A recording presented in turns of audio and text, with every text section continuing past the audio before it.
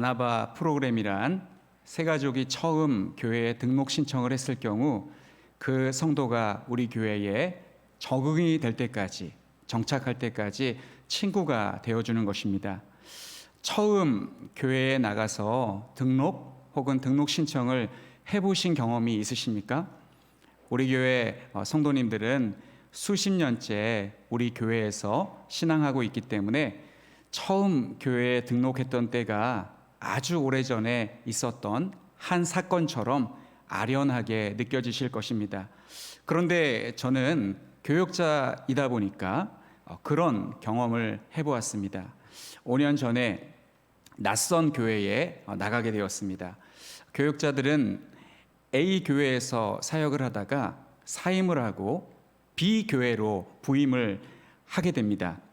A 교회에서 B 교회로 바로 옮기게 되면 한 주도 거르지 않고 교역자로서의 역할을 하게 됩니다만, 간혹 A 교회에서 사임을 했는데 다음 사역지가 B 교회가 결정이 되지 않는 경우가 있습니다. B 교회가 결정이 되면 마음 편하게 그 기간은 휴가라고 생각하고 보낼 수가 있지만, B 교회가 결정이 되지 않으면 실직자가 되는 겁니다. 노심초사하게 되는 그런 기간을 보내게 됩니다. 그럴 경우에 몇 주간 주일을 집에서 보내게 됩니다. 지금이야 집에서 주일 예배 시간에 맞춰서 TV나 노트북을 켜놓고 온라인 예배를 드리는 것도 생각해 볼 수 있지만, 코로나 이전에는 그런 인식이 없었습니다. 주일을 지키려면 아무 교회나 찾아가서 주일 예배를 드려야만 했었습니다. 물론 예전에도 예배 실황을 중계하는 앞서가는 교회가 있었습니다. 그러나 그런 인식이 없었기 때문에, 그래도 된다고 생각하지 않았기 때문에 교회를 아무 교회라도 찾아가서 예배를 드렸습니다. 그래서 할 수 없이 낯선 교회를 방문해서 주일 예배를 드렸는데, 그때 그 어색함을 잊을 수가 없습니다. 당시 저는 이전 교회에서 사역할 때 새 가족이 오시면 영접하고 안내해 본 적이 있었는데, 막상 그 입장이 되어 보니까 정말 어색하고 낯뜨거운 일이었습니다. 이처럼 새 가족이 교회에 나오는 것은 엄청난 결심을 하고 나오는 것입니다. 그리고 그 새 가족을 전도한 사람은 같은 마음을 가지고 있습니다. 내가 데리고 온 저 사람의 마음이 변할까 봐 노심초사해 하며, 한 번이라도 데려다가 앉히면 성령께서 역사하시겠지라는 믿음으로 데리고 옵니다. 요즘 교회에서 새 가족을 영접할 때 예전과 달라진 모습이 있습니다. 어떤 부분이 달라졌냐면, 겉으로는 환영을 합니다. 잘 오셨습니다, 이렇게 환영을 하지만 속으로는 혹시 신천지 아니야? 라고 의심을 합니다. 그래서 인도자 없이 나를 입증해 줄 수 있는, 나를 보증해 줄 수 있는 인도자 없이 교회에 등록하는 것은 힘든 일이 되어버렸습니다. 이것은 교회의 잘못이라기보다는 새 가족으로 위장하고 교회로 잠입하는 신천지들 때문에 그렇습니다. 그래서 저도 제가 나간 교회에서 저는 신천지가 절대 아닙니다라고 그렇게 계속 티를 내야만 했었습니다. 처음 낯선 교회에 가니까 정말 어색했었는데, 일단 화장실이 어디에 있는지도 잘 모르겠고, 그리고 물 마시는 곳, 정수기가 어디에 있는지도 잘 모르겠고, 누가 누군지도 모르다 보니까 그냥 가만히 멀뚱멀뚱 서 있는 것도 참 어색했습니다. 교회에서 사역할 때는 연신 계속 성도님들에게 인사하고 했었는데, 오히려 그게 더 편했었는데, 인사 안 하고 가만히 멀뚱멀뚱 서 있기가 참 힘들었었습니다. 정말 꽂아 놓은 보릿자루와 같이 몸둘 바를 몰랐습니다. 그때 제가 비로소 깨달은 것이, 교회에 처음 오신 성도님들의 마음이 이렇게 어려웠었겠구나. 내가 직접 경험해 보니까 알겠다. 내가 이것도 모르고 사역을 했었구나 였습니다. 그렇게 약 3주 정도를 방황하고 있을 때 우리 교회에서 연락이 와서 이제 우리 교회에 부임을 하고 정착을 할 수 있었습니다. 그런데 어떤 교회에 가면 새가족을 잘 안내하고 살뜰하게 잘 챙겨주는 그런 교회가 있습니다. 저는 바로 이 예배 직전에 바나바 교육 1강을 하고 왔는데, 그리고 지금 오후 예배 설교를 하고 있는데, 이 바나바 교육 세미나를 준비하면서 자료를 찾다 보니까 여러 교회들이 새가족부 사역을 잘 하고 있었습니다. 강의와 내용들을 보면서 앞으로 우리 교회도 새가족부 사역을 더 전문화시키고 발전시켜야겠다라는 신선한 도전을 받기도 하였습니다.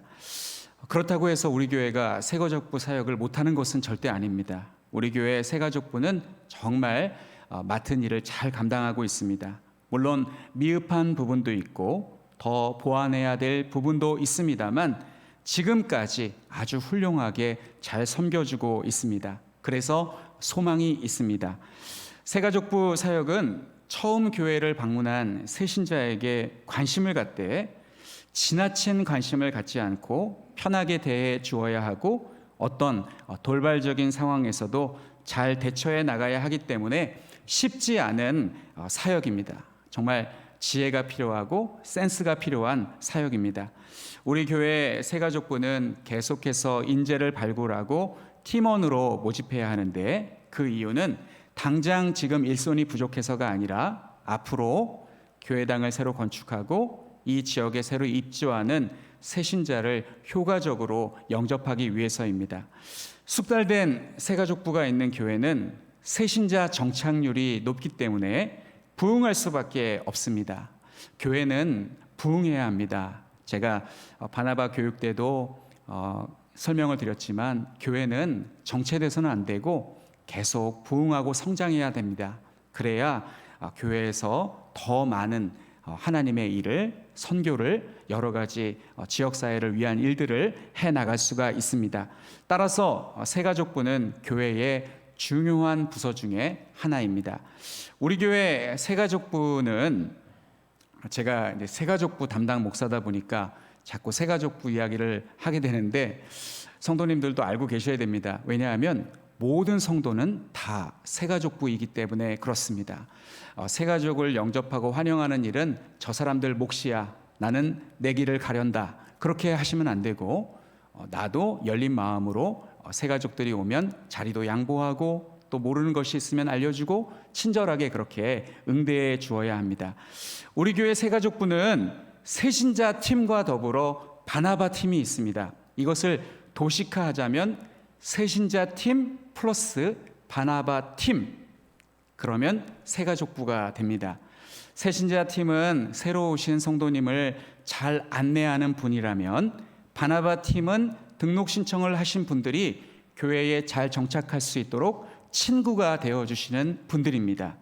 처음 교회에 나왔을 때만 새신자이고 그 다음 주에 나오면 기신자라고 생각하면 안 됩니다. 우리 교회는 새신자가 등록 신청한 후에 6개월 동안 잘 나와야 당회의 승인을 거쳐서 등록 교인이 됩니다.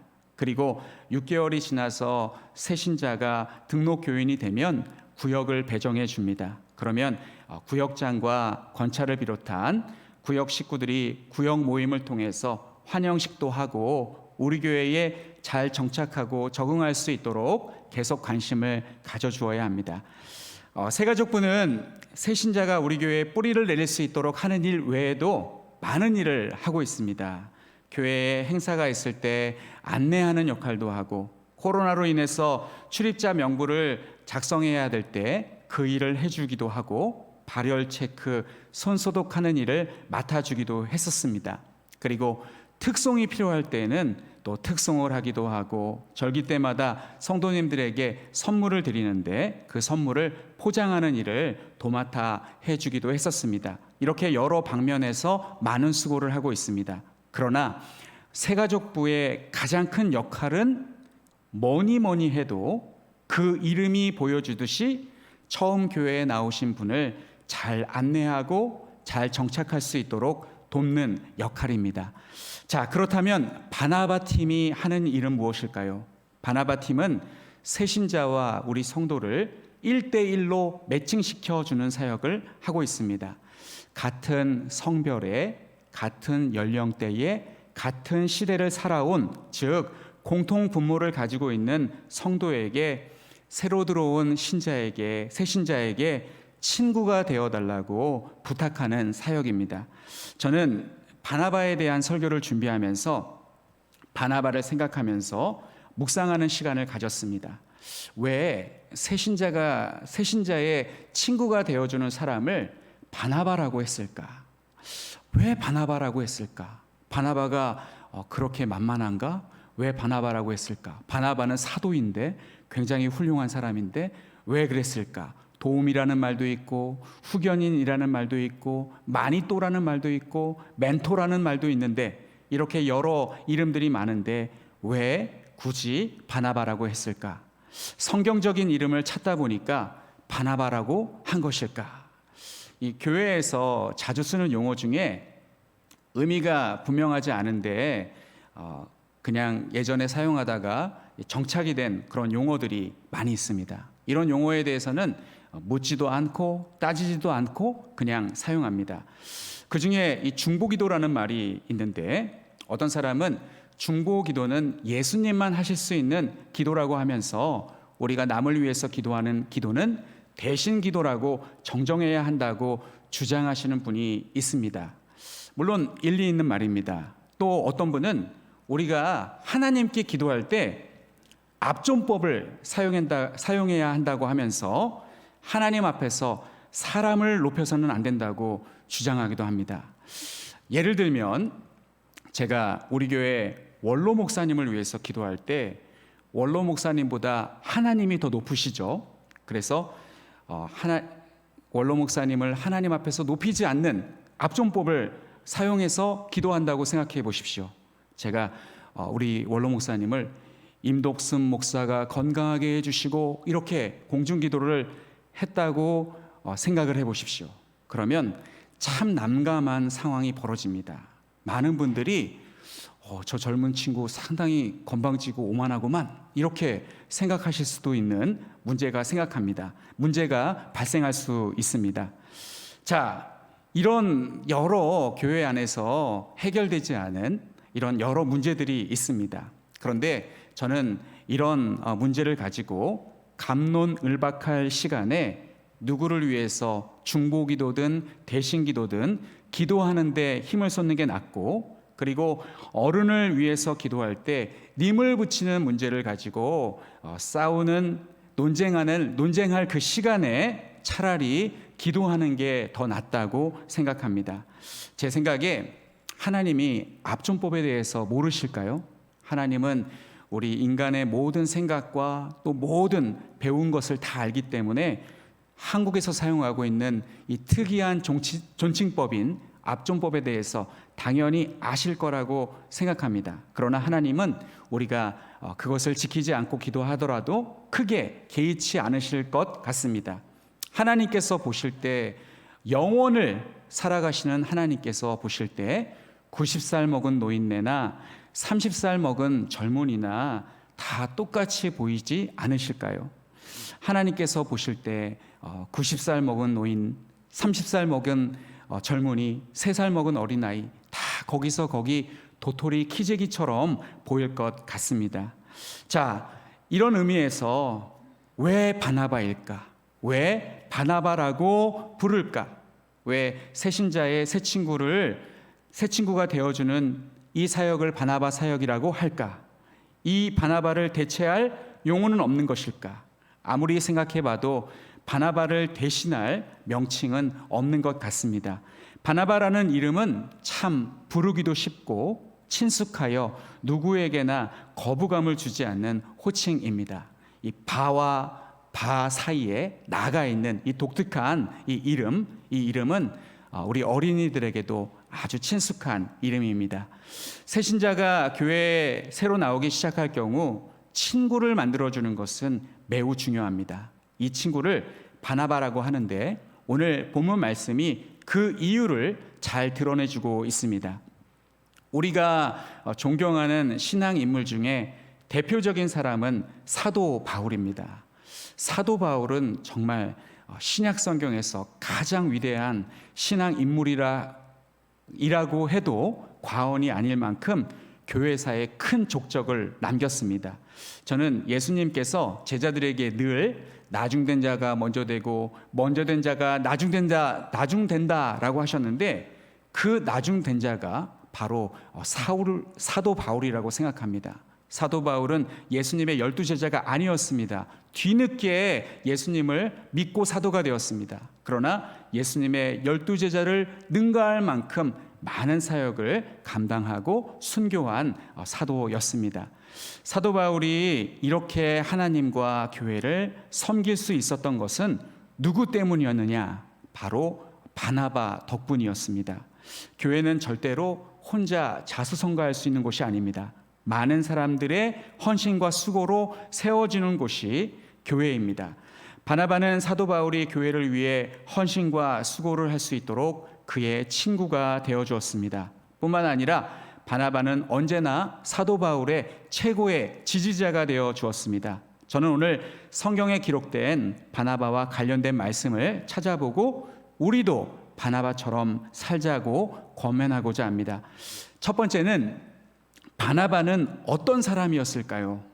혹자는 예수님께서 보내신 70인 전도대 중에 한 사람이었을 것이라고 보기도 합니다만, 바나바는 예수님이 부활하신 후에 예수님의 제자가 된 사람입니다. 예수님의 제자가 아니었어도 나중에 사도들의 전도를 받아 예수님을 믿은 사람이 많이 있었는데, 바나바는 그렇게 예수님의 제자가 된 1세대의 사람이라고 할 수 있습니다. 바나바는 예수님을 믿고 얼마나 마음이 뜨거워졌었는지 자신의 모든 재산을 교회에 다 바쳤습니다. 예수님께서 마가복음 10장 29절 30절에 예수께서 이르시되 내가 진실로 너희에게 이르노니 나와 복음을 위하여 집이나 형제나 자매나 어머니나 아버지나 자식이나 전토를 벌인 자는 현세에 있어 집과 형제와 자매와 어머니와 자식과 전토를 100배나 받되 박해를 겸하여 받고 내세의 영생을 받지 못할 자가 없느니라. 이 말씀을 하셨는데 바나바는 이 말씀을 조금도 의심하지 않고 그대로 받아들여서 자신의 모든 재산을 다 교회에 바쳤습니다. 사도행전 4장 36절과 37절 말씀을 읽어드리겠습니다. 구브로에서 난 레이족 사람이 있으니 이름은 요셉이라. 사도들이 일컬어 바나바라, 번역하면 위로의 아들이라 하니 그가 밭이 있음에 팔아 그 값을 가지고 사도들의 발 앞에 두니라. 이 바나바의 고향은 구브로라는 섬이었습니다. 그는 본토 유대인이 아닌 헬라파 유대인으로서 이방 땅에 거주하는 디아스포라 유대인이었습니다. 게다가 바나바는 레이지파 사람이었습니다. 레이지파는 제사장 가문입니다. 바나바는 콧대 높은 레이지파 사람이었습니다만 교회의 가난한 성도들을 구제하기 위해서 자신의 전 재산을 헌금으로 드렸습니다. 그리고 바나바는 열심히 교회를 섬겼기 때문에 사도들은 바나바를 파라클레세오스, 위로의 아들이라고 지어주었습니다. 사도행전 4장 36절 말씀에 바나바의 뜻으로 옛날 개역 한글판은 권위자라고 되어 있습니다. 오늘날 우리는 권위자를 지체 높은 사람을 일컬을 때 사용합니다만, 성경에서 개역 한글판 성경에서 권위자는 한자어가 다릅니다. 권자는 권세 권자가 아니라 권할 권자이며, 우리 권사님들 할 때 그 권자고, 그리고 위자는 위엄 위자가 아니라 위로하다 할 때 위자입니다. 이렇게 헷갈리니까 개역 개정에서는, 지금 우리가 보고 있는 이 성경에서는 아예 위로의 아들이라고 개정하였습니다. 사도행전 4장 36절의 말씀을 보니까 바나바라는 이름은 바나바의 본명이 아닙니다. 바나바의 본명은 요셉이고 바나바는 그의 별명이었습니다.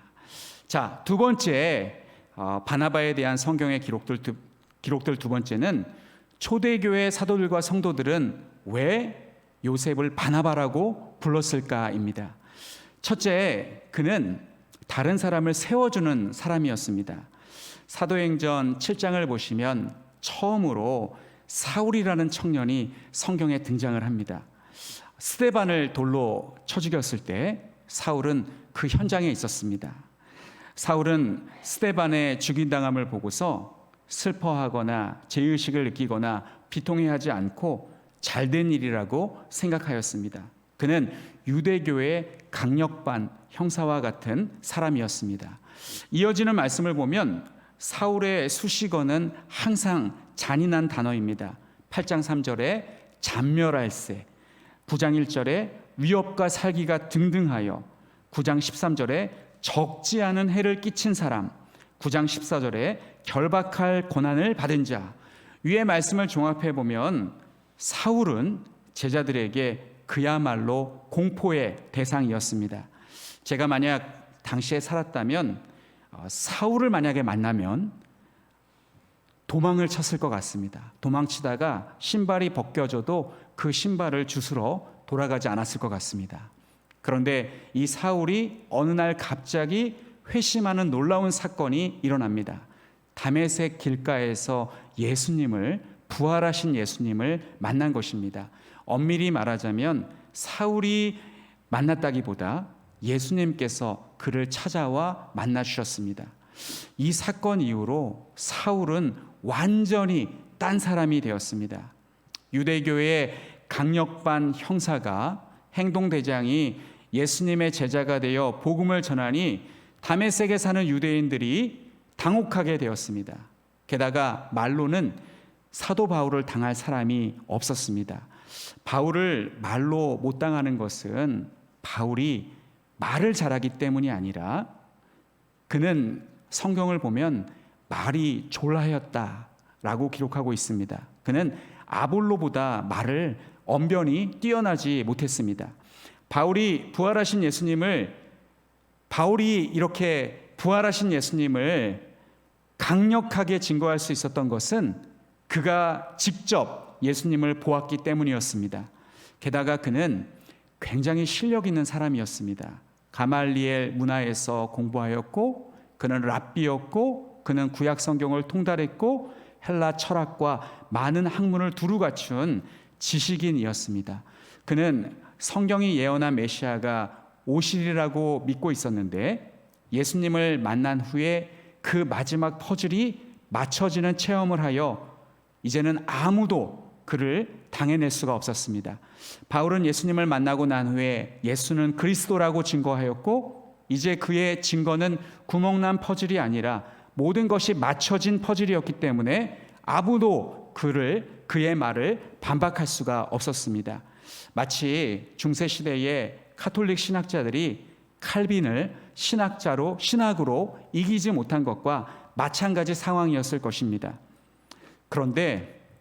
그러나 하루아침에 사람이 이렇게 확 바뀌면 저 사람이 정말 바뀌었는지 의심해 볼 수밖에 없습니다.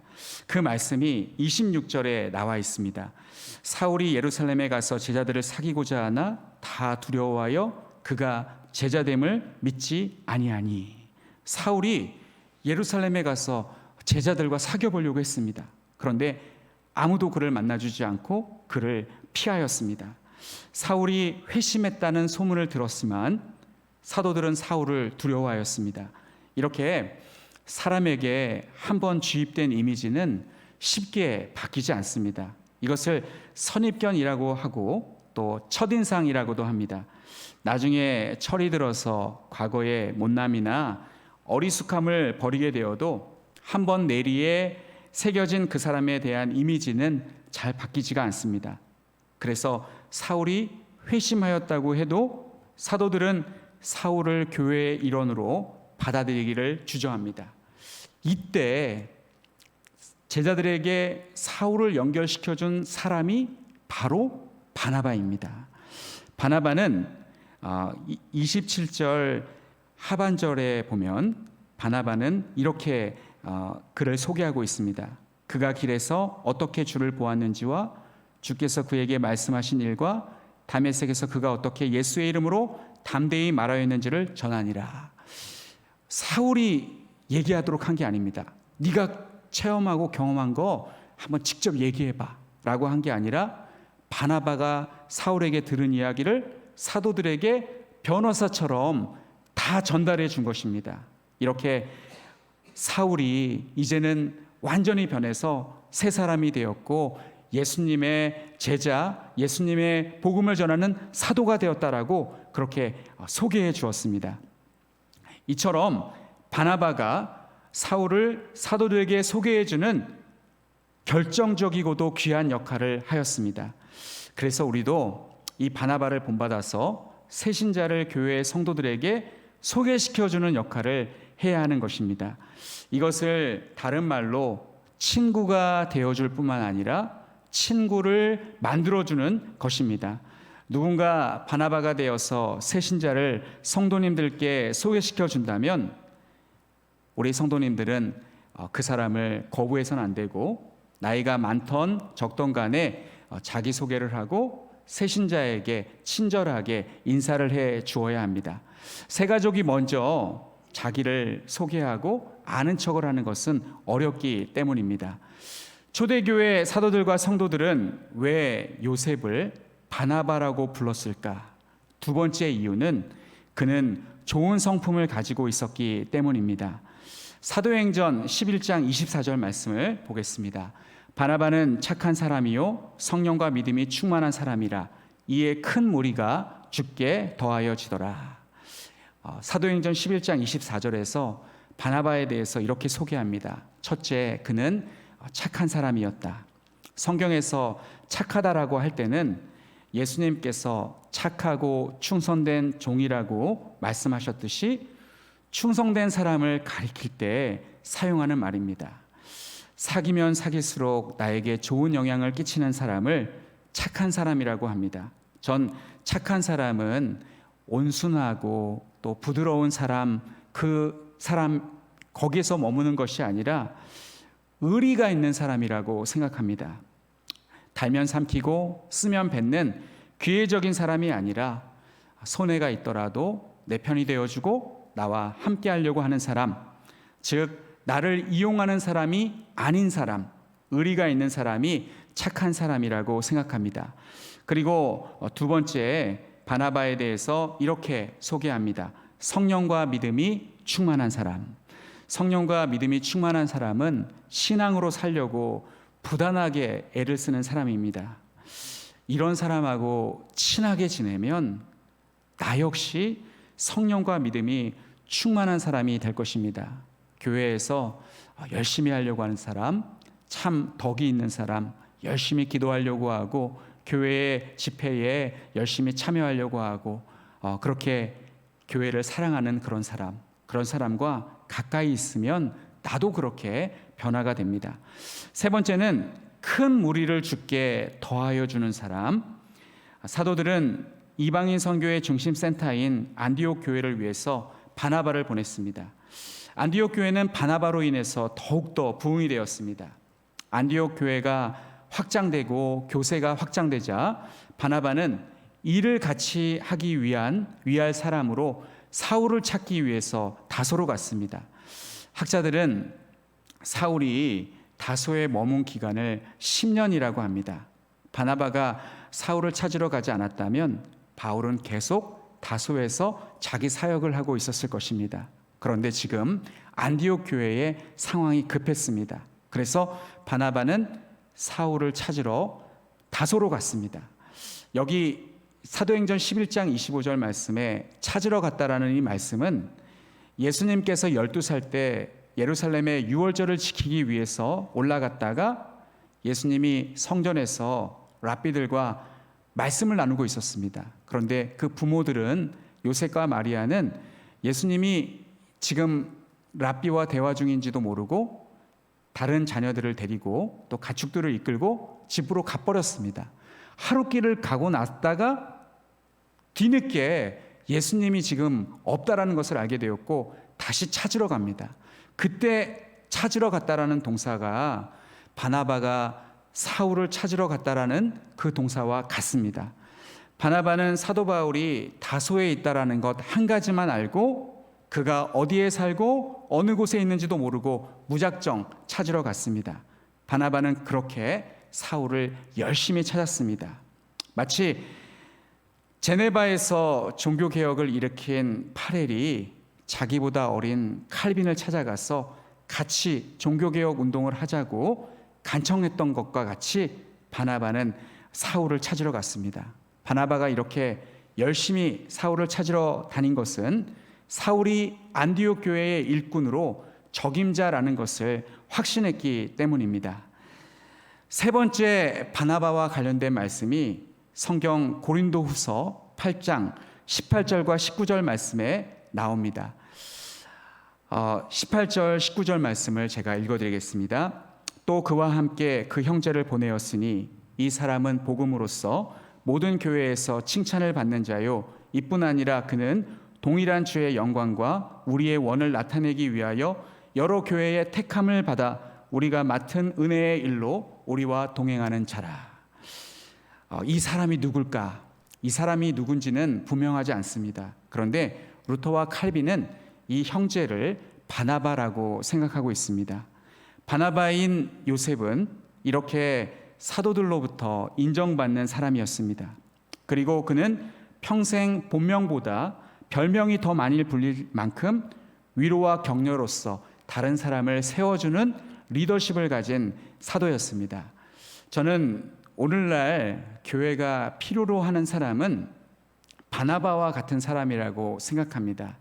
지금 우리가 살고 있는 이 시대는 위로와 격려가 필요한 시대입니다. 저는 앞으로 우리 교회가 부흥하기 위해서는 바나바와 같은 사람이 많아져야 한다고 생각합니다. 사도 바울 같은 사람, 그런 사람은 그런 역할은 우리 담임 목사님과 또 장로님들께서 해주시면 되고 많은 성도들이 바나바와 같이 그 빈틈을 메꿔주어야 된다고 생각합니다. 그런데 사랑하는 성도 여러분, 지금 우리 교회는 바나바가 너무너무 부족한 상황입니다. 바나바 팀장이신 권사님의 말씀을 들어보니 나이 드신 바나바는 조금 있는데 30, 40대 젊은 바나바는 매우 부족한 실정이라고 합니다. 바나바는 같은 연령대와 같은 성별로 연결시켜주는 것이 효과적이기 때문에 젊은 새신자가 교회에 등록 신청을 하면 그 나이에 맞는 바나바를 연결시켜 주어야 합니다. 즉 30, 40대 바나바가 너무나 필요합니다. 30, 40대 젊은 감성을 가진 새신자에게 50, 60대 바나바를 연결시켜 줄 수가 없습니다. 한국어를 할 줄 안다고 한국어를 사용하는 모든 사람과 다 대화가 된다고 생각하시면 안 됩니다. 공통의 관심사가 있어야 하고 같은 시대를 살아야 하고 비슷한 인생 경험을 했어야 말이 통합니다. 그래서 연령대별로 바나바가 필요합니다. 그래서 지금도 계속해서 봉사자를 모집하고 있습니다. 교회의 모든 봉사가 다 귀합니다. 그리고 교회의 모든 봉사는 각자 자기가 가진 달란트를 가지고 합니다. 예를 들면 숫자에 약하신 분들이 재정부 봉사하는 것은 어려울 것 같습니다. 그리고 음식 만드는 것에 소질이 없으신 분들이 주방에서 봉사하는 것도 어려울 것 같습니다. 또한 찬양을 듣는 것은 좋아하는데 하는 것은 자신이 없는 분이라면 찬양대와 찬양팀 봉사가 어려우실 수도 있을 것 같습니다. 그리고 운전에 미숙한 분이라면 주차 봉사하기가 어렵습니다. 주차 봉사를 하려면 좁은 공간에서 차를 이리저리 몰아서 최대한 가까이 붙여야 하는데 정말 고난도의 운전 기술이 필요하기 때문에 운전에 자신이 없으면 맨날 긁는 사고가 발생할 것 같습니다. 그러나 이 바나바는 특별한 재능이 없어도 가능한 봉사입니다. 오히려 교회의 여러 사역으로 바쁘신 분들에게 이 새신자도 좀 맡아주세요 라고 하기보다는 아무것도 맡지 않으신 분들이 바나바를 하시면 참 좋습니다. 내가 교회에서 뭔가를 좀 봉사를 하고 싶은데 마땅한 게 없다. 또 봉사를 하려고 하는데 엄두가 나지 않는다. 그러면 바나바를 한번 해보시기 바랍니다. 바나바는 정말 쉽습니다. 바나바는 특별한 재능이 없어도 누구나 할 수 있는 봉사입니다. 조금 전 저는 바나바 교육을 마치고 이 자리에 왔는데 홍보가 부족했던 탓에 많이 신청하지 않으셨습니다. 기존 바나바 17명 그리고 새 바나바 3명이 오셨습니다. 그래서 우리 성도님들에게 오늘 설교의 적용으로 이렇게 말씀드리고 싶습니다. 바나바를 신청해 주십시오. 총 3강 중에서 2번을 들으시면 됩니다. 오늘 강의를 못 들으신 분들은 이제 19일 강의를 들으시고 마지막 26일 강의는 오늘 한 강의와 같은 내용입니다. 그래서 오늘 들으신 분은 다음 주면 끝나고 다음 주부터 시작하신 분들은 26일까지 하면 됩니다. 그리고 오늘 저는 설교를 통해서 사실 바나바 교육의 2, 3과를 마쳤습니다. 그렇게 총 4강을 진행이 되는데 4강 중에 오늘 참석하신 분들은 벌써 절반을 끝내신 것과 마찬가지입니다. 이제 2강만 더 들으시면 되는데 다음 주와 다다음 주에 바나바 신청하셔서 들으시면 됩니다. 새가족부의 목표는 우리 교회가 예배당을 건축하기 전까지 모든 성도를 바나바로 세우는 것입니다. 새가족부 사역은 새가족부만의 사역이 아닙니다. 모든 성도가 다 새가족부입니다. 모든 성도가 새로 나오신 분들에게 친절해야 합니다. 예를 들면 새신자가 아무것도 모르는 새신자가 처음 나와서 식당에서 식사를 하는데 세상에 평소 담임 목사님이 앉아 계시는 자리에서 앉아서 맛있게 점심 식사를 한다고 해봅시다. 근처에 계시는 성도님이 저러면 안 되는데 저기는 담임 목사님 자리인데 하면서 새신자에게 가서 이 자리를 비워달라고 이 자리를 비우고 다른 곳에 가서 식사를 하라고 말씀을 드린다면 어떻게 되겠습니까? 담임 목사님이 나중에 그 모든 사실을 알게 되었을 때 그 성도님에게 아이고 제 자리를 지켜주셔서 감사합니다. 하마터면 자리 뺏길 뻔했네요 라고 하시겠습니까? 아니면 제가 다른 곳에 가서 먹어도 되는데 새로 오신 분에게 다른 곳에 가서 식사를 하라고 하시면 저분이 얼마나 민망하시겠습니까? 라고 하시겠습니까?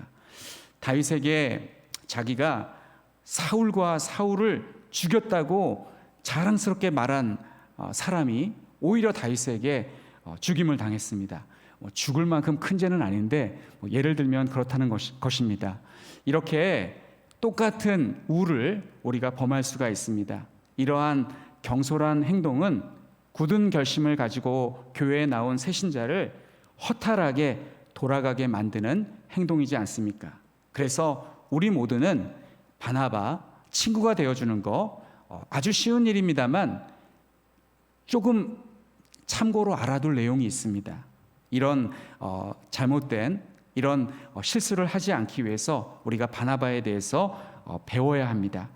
자, 그래서 우리 모두가 바나바에 대한 이해를 가지고 새신자를 배려해 주는 바나바가 되어야 합니다. 저는 우리 교회 모든 성도님들이 바나바가 되셨으면 좋겠고 현재 교회에서 아무 봉사도 하고 있지 않으신 분이 바나바가 되셨으면 좋겠습니다. 바나바 사역은 정말 의미 있고 보람 있는 사역입니다. 바나바 사역은 가르치는 사역이 아니라 그저 새신자가 오면 제일 먼저 인사해주고 새신자가 우리 교회에 잘 정착할 수 있도록 친구가 되어주고 다른 성도에게 소개해주는 사역입니다.